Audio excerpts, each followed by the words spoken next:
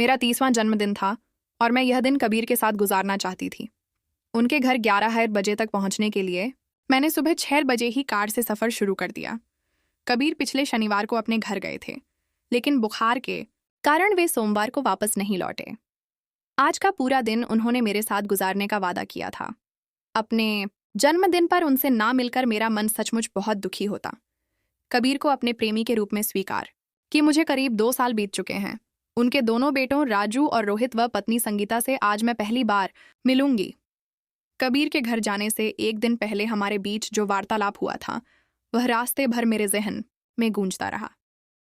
मैं शादी करके घर बसाना चाहती हूँ, माँ बनना चाहती हूँ। उनकी बाहों के घेरे में कैद होने के बाद मैंने भावुक स्वर में अपने दिल की इच्छा उनसे जाहिर की थी। कोई उपयुक्त साथी ढूंढ लिया है, उन्होंने मुझे शरारती अंदाज में मुस्कुराते हुए छेड़ा। उनकी छाती पर बनावटी गुस्से में कुछ घूंसे मारने के बाद मैंने जवाब दिया, मैं तुम्हारे साथ घर बसाने की बात कर रही हूँ। रूपा, ऐसी इच्छा को मन में क्यों स्थान देती हो जो पूरी नहीं हो सकती? अब वे भी गंभीर हो गए। देखिए, मैं संगीता को कोई तकलीफ नहीं होने दूंगी। अपनी पूरी तनख्वाह उसे दे दिया करूंगी। मैं अपना सारा बैंक बैलेंस बच्चों के नाम कर दूंगी, उन्हें पूर्ण आर्थिक सुरक्षा देने। उन्होंने मेरे मुंह पर हाथ रखा और उदास लहजे में बोले, तुम समझती क्यों नहीं कि संगीता को तलाक नहीं दिया जा सकता? मैं चाहूं भी तो ऐसा करना मेरे लिए संभव नहीं। पर क्यों? मैंने तड़प कर पूछा। तुम संगीता को जानती होती तो यह सवाल ना पूछती। मैं अपने अकेलेपन को जानने लगी हूं। पहले मैंने सारी जिंदगी अकेले रहने का मन बना लिया था, पर अब सब डब्बाडोल हो गया है। तुम मुझे संगीता से ज्यादा चाहते हो? हाँ, उन्होंने बेझिझक जवाब दिया था। तब उसे छोड़कर तुम मेरे हो जाओ। मैंने अपनी इच्छा दोहरा दी। रूपा, तुम मेरे बच्चों की माँ बनना चाहती हो तो बनो। अगर अकेली माँ बनकर समाज में रहने का साहस तुम में है तो मैं हर कदम पर तुम्हारा साथ दूंगा। बस तुम संगीता से तलाक लेने की जिद मत करो प्लीज, मेरे लिए यह संभव नहीं होगा। उनकी आंखों में आंसू झिलमिलाने देख मैं खामोश हो गई। संगीता के बारे में कबीर ने मुझे थोड़ी सी जानकारी दे रखी थी। बचपन में माता पिता के गुजर जाने के कारण उसे उसके मामा ने पाला था। 10वीं तक शिक्षा पाई थी। रंग सांभला और चेहरा मोहरा साधारण सा था। वह एक कुशल गृहिणी थी। अपने दोनों बेटों में उसकी जान बचती थी। घर गृहस्थी के संचालन को लेकर कबीर ने उसके प्रति कभी कोई शिकायत मुंह से नहीं निकाली थी।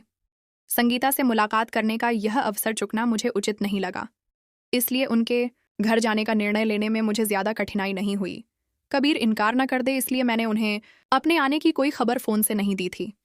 उस कस्बे में उनका घर ढूंढने में मुझे कोई दिक्कत नहीं हुई। उस एक मंजिला साधारण से घर के बरामदे में बैठकर मैंने उन्हें अखबार पढ़ते पाया। मुझे अचानक सामने देखकर वे पहले चौंके, फिर जो खुशी उनके होठों पर उभरी उसने सफ़र की सारी थकावट दूर कर मुझे एकदम से तरोताज़ा कर दिया। बहुत कमज़ोर नज़र आ रहे हो। अब तबीयत कैसी है? मैं भावुक हो उठी। पहले से बहुत बेहतर हूँ। जन्मदिन की शुभकामनाएं। तुम्हें सामने देखकर दिल बहुत खुश हो रहा है। कबीर ने मिलाने के लिए अपना दायां हाथ आगे बढ़ाया। कबीर से जिस पल मैंने हाथ मिलाया उसी पल संगीता ने घर के भीतर से दरवाजे पर कदम रखा। आंखों से आंखें मिलते ही मेरे मन में तेज झटका लगा। संगीता की आंखों में अजीब सा भोलापन था। छोटी सी मुस्कान होठों पर सजाकर वह दोस्ताना अंदाज में मेरी तरफ देख रही थी। जाने क्यों मैंने अचानक अपने आप को अपराधी सा महसूस किया। मुझे एहसास हुआ कि कबीर को उससे छीनने में मेरे इरादे को उसकी आंखों ने मेरे मन की गहराइयों में झांककर बड़ी आसानी से पढ़ लिया था। संगीता यह रूपा है, मेरे साथ देहरादून में काम करती है। आज इनका जन्मदिन भी है, इसलिए कुछ बढ़िया सा खाना बनाकर इन्हें जरूर खिलाना। हमारा परिचय कराते समय कबीर जरा भी असहज नहीं नजर आ रहे थे। राजू और रोहित के लिए हलवा बनाया था, वह बिल्कुल तैयार है और मैं अभी आपको खिलाती हूँ। संगीता की आवाज में भी किसी तरह का खिंचाव मैंने महसूस नहीं किया। Thank you. अपने मन की बेचैनी के कारण मैं कुछ और ज्यादा नहीं कह पाई। मैं चाय बनाकर लाती हूँ। ये कहकर संगीता तेजी से मुड़ी और घर के अंदर चली गई। कबीर के सामने बैठकर मैं उनसे उनकी बीमारी का ब्यौरा पूछने लगी। फिर उन्होंने ऑफिस के समाचार मुझसे पूछे। यूं हल्के फुल्के अंदाज में वार्तालाप करते हुए मैं संगीता की आंखों को भुला पाने में असमर्थ हो रही थी। अचानक कबीर ने पूछा, रूपा, क्या तुम संगीता से अपने और मेरे प्रेम संबंध को लेकर बातें करने का निश्चय करके यहाँ आई हो? एकदम से जवाब ना देकर मैंने सवाल किया, क्या तुमने कभी उसे मेरे बारे में बताया है? कभी नहीं। मुझे लगता है कि वह हमारे प्रेम के बारे में जानती है। कुछ देर खामोश रहने के बाद मैंने अपना फैसला कबीर को बता दिया। तुम्हें ऐतराज नहीं हो तो मैं संगीता से खुलकर बातें करना चाहूंगी। आगे की जिंदगी तुमसे दूर रहकर गुजारने को अब मेरा दिल तैयार नहीं है। मैं इस मामले में कुछ नहीं कहूंगा। अब तुम हाथ मुंह धोकर फ्रेश हो जाओ। संगीता चाय लाती होगी। कबीर के पुकारने पर राजू और रोहित दोनों भागते हुए बाहर आए। दोनों बच्चे मुझे स्मार्ट और शरारती लगे। मैं उनसे उनकी पढ़ाई व शौक के बारे में बातें करते हुए घर के भीतर चली गई। घर बहुत करीने से सजा हुआ था। संगीता के सुग गृहिणी होने की छाप हर तरफ नजर आ रही थी। मेरे मन में उथल पुथल ना चल रही होती तो संगीता के प्रति मैं ज्यादा सहज व मैत्रीपूर्ण व्यवहार करती। वह मेरे साथ बड़े अपनेपन से पेश आ रही थी। उसने मेरी देखभाल और खातिर में जरा भी कमी नहीं की। उसकी बातचीत का बड़ा भाग दोनों बच्चे से जुड़ा था। उनकी शरारतों, खूबियों और कमियों की चर्चा करते हुए उसकी जुबान जरा भी नहीं थकी। वे दोनों बातचीत का विषय होते तो उसका चेहरा खुशी और उत्साह से दमकने लगता। हलवा बहुत स्वादिष्ट बना था। साथ साथ चाय पीने के बाद संगीता दोपहर के खाने की तैयारी करने रसोई में चली गई। संगीता के व्यवहार से तो अब ऐसा नहीं लगता है कि उसे तुम्हारे और मेरे प्रेम संबंध की जानकारी नहीं है। मैंने अपनी राय कबीर को बता दी। संगीता सभी से अपंत भरा व्यवहार करती है।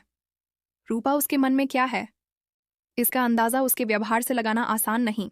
कबीर ने गंभीर लहजे में जवाब दिया। अपनी 13 साल की विवाहित जिंदगी में संगीता ने क्या कभी तुम्हें अपने दिल में झांकने दिया है? कभी नहीं। और यह भी सच है कि मैंने भी उसे समझने की कोशिश कभी नहीं की। कबीर, मैं तुम्हें एक संवेदनशील इंसान के रूप में पहचानती हूँ। संगीता के साथ तुम्हारे इस रूखे व्यवहार का क्या कारण है? रूपा, तुम मेरी पसंद, मेरा प्यार हो, जबकि संगीता के साथ मेरी शादी मेरे माता पिता की जीत के कारण हुई। उसके पिता मेरे पापा के पक्के दोस्त थे। आपस में दिए वचन के कारण संगीता, एक बेहद साधारण सी लड़की, मेरी इच्छा के खिलाफ मेरे साथ आज जुड़ी थी। वह मेरे बच्चों की माँ है, मेरे घर को चला रही है, पर मेरे दिल में उसने कभी जगह नहीं पाई। कबीर के स्वर की उदासी मेरे दिल को छू गई। उसे तलाक देते हुए तुम कहीं गहरे अपराध बोध का शिकार तो नहीं हो जाओगे? मेरी आंखों में चिंता के भाव उभरे। रूपा, तुम्हारी खुशी की खातिर मैं वह कदम उठा सकता हूँ, पर तलाक की मांग संगीता के सामने रखना मेरे लिए संभव नहीं होगा। मौका मिलते ही इस विषय पर मैं उससे चर्चा करूंगी। तुम जैसा उचित समझो करो, मैं कुछ देर आराम कर लेता हूँ। कबीर बैठक से उठकर अपने कमरे में चले गए और मैं रसोई में संगीता के पास चली आई। हमारे बीच बातचीत का विषय बच्चे ही बने रहे। एक बार को मुझे ऐसा भी लगा कि संगीता शायद जानबूझकर उनके बारे में इसलिए खूब बोल रही है कि मैं किसी दूसरे विषय पर कुछ कह ही ना पाऊं।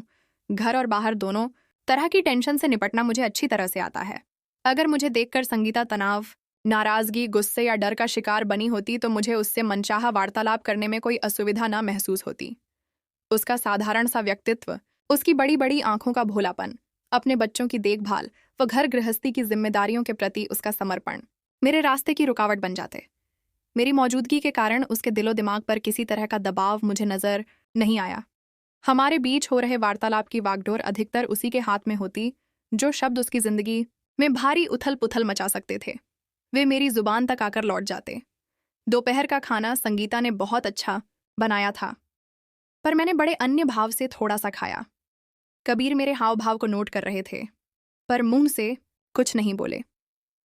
अपने बेटों को प्यार से खाना खिलाने में व्यस्त संगीता हम दोनों के दिल में मची हलचल से शायद पूरी तरह अनजान थी। कुछ देर आराम करने के बाद हम सब पास के पार्क में घूमने पहुंच गए। दोनों बच्चे झूलों में झूलने लगे। कबीर एक बेंच पर लेटे और धूप का आनंद आंखें मूंद कर लेने लगे। आइए हम दोनों पार्क में घूमें। आपस में खुलकर बातें करने का इससे बढ़िया मौका शायद आगे ना मिले। संगीता के मुंह से निकले इन शब्दों को सुनकर मैं मन ही मन चौंक पड़ी। उसकी भोली सी आंखों में झांककर अपने को उलझन का शिकार बनने से मैंने खुद को इस बार बचाया और गंभीर लहजे में बोली, संगीता, मैं सचमुच तुमसे कुछ जरूरी बातें खुलकर करने के लिए ही यहाँ आई हूँ। आपकी ऐसी इच्छा का अंदाजा मुझे हो चुका है। एक उदास सी मुस्कान उसके होठों पर उभरकर लुप्त हो गई। क्या तुम जानती हो कि मैं कबीर से बहुत प्रेम करती हूँ? प्रेम को आंखों में पढ़ लेना ज्यादा कठिन काम नहीं है। रूपा जी, तुम मुझसे नाराज मत होना, क्योंकि मैं अपने दिल के चलते मजबूर हूं। मैं आपसे नाराज नहीं हूं। सच तो यह है कि मैंने इस बारे में सोच विचार किया ही नहीं है। मैं तो एक ही बात पूछना चाहूंगी, संगीता ने इतना कहकर अपनी भोली आंखें मेरे चेहरे पर जमा दी तो मैं मन में बेचैनी महसूस करने लगी। पूछो, मैंने दबी सी आवाज में उससे कहा।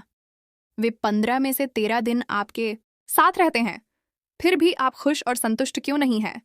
मेरे हिस्से के 2 दिन छीनकर आपको कौन सा खजाना मिल जाएगा? तुम्हारे उन 2 दिनों के कारण मैं कबीर के साथ अपना घर नहीं बसा सकती हूँ, अपनी मांग में सिंदूर नहीं भर सकती हूँ, मैंने चिढ़े लहजे में जवाब दिया। मांग में सिंदूर का महत्व और उसकी ताकत मुझसे ज्यादा कौन समझेगा? उसके होठों पर उभरी व्यंग भरी मुस्कान ने मेरे अपराध बोध को और भी बढ़ा दिया।